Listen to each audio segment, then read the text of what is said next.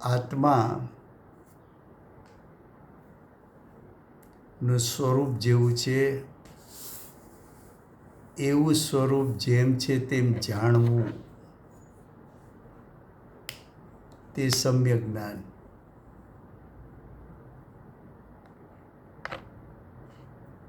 અથવા સમ્યક જ્ઞાન કોને કહેવું?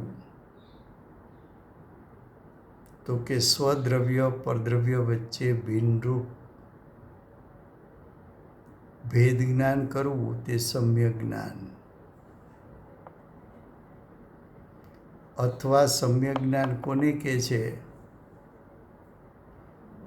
તો કે આત્માનો શુદ્ધ સ્વભાવ અને વિભાવ એની ભિન્નતાનું જ્ઞાન થવું એને સમ્યક જ્ઞાન કહે છે. સમ્યક જ્ઞાન એ નિર્વિકલ્પ જ્ઞાન છે. સ્વભાવનું લક્ષ્ય કરીને ઉત્પન્ન થતું જ્ઞાન છે. પછી આગળ કહે છે રાગાદિના ત્યાગ સ્વભાવે જ્ઞાનનું થવું, પરિણમવું તે ચારિત્ર છે. રાગાદિના ત્યાગ સ્વભાવે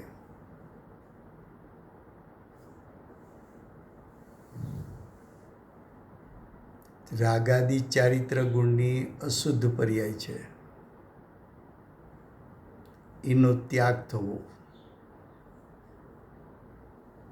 રાગાદિનો નાશ કરવો.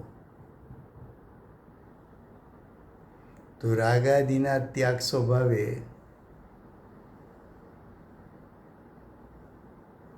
જ્ઞાને રાગને જાણ્યો ક્યારે કહેવાય? તો કે રાગ વિભાવ છે, શુદ્ધતાનો ઘાતક છે, અશુદ્ધ પરિણામ છે, અપવિત્ર પરિણામ છે. એવું જ્ઞાને જાણ્યા પછી જો એ રાગાદિ પરિણામનો નાશ ન કરે તો એને રાગાદિ સંબંધીનું જ્ઞાન જ નથી. આ રાગાદિ છે એમ જાણ્યું ને પાછો રાગાદિ કરવાનો ચાલુ રાખે તો કે ના, ત્યાગ સ્વભાવે.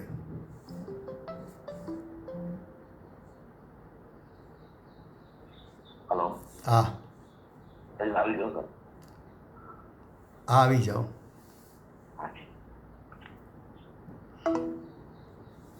તો કે છે કે રાગાદિ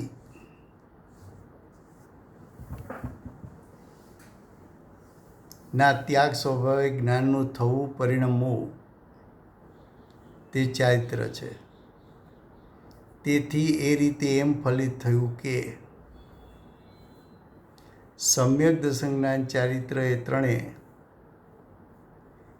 એકલું જ્ઞાનનું ભવન છે, પરિણમન જ છે. માટે જ્ઞાન જ પરમાર્થ મોક્ષ કારણ છે.